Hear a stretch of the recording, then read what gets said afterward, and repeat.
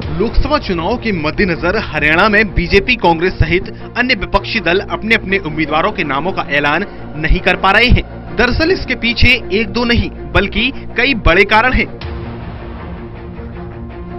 सबसे पहला कारण देरी से मतदान का होना है। चुनावी समर 2019 में हरियाणा में मतदान छठे चरण में 12 मई को मतदान होना है। इसके लिए नोटिफिकेशन 16 अप्रैल तक जारी होगा, जबकि नामांकन दाखिल करने की आखिरी तारीख 23 अप्रैल है।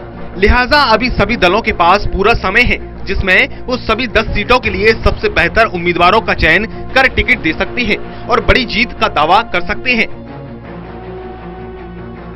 इस लिस्ट में दूसरा कारण है आपसी खींचतान।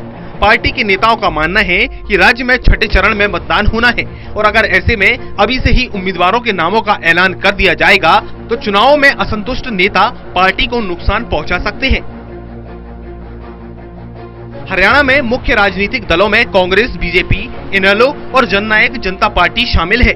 इन दलों की टॉप लीडरशिप की कोशिश है कि पहले राज्य की सभी 10 लोकसभा सीटों पर दूसरे दल अपने अपने उम्मीदवारों के नामों का ऐलान कर दें, जिसके बाद उस उम्मीदवार के मुकाबले में वो जिताऊ उम्मीदवार को टिकट दें, जिससे जीत की संभावना बढ़ जाए।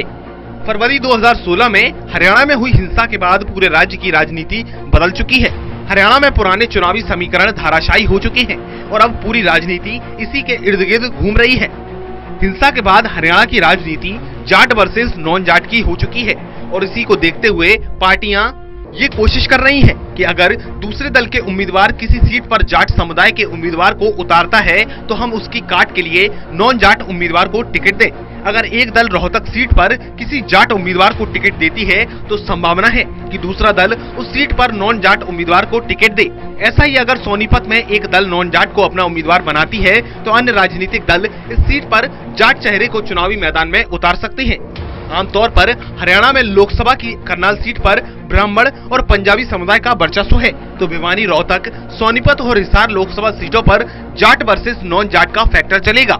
इनके अलावा गुरुग्राम सीट पर सबसे ज्यादा संख्या अहरवाल की है, तो यहाँ पर राजनीतिक दल यादव पर दाव लगाएंगे।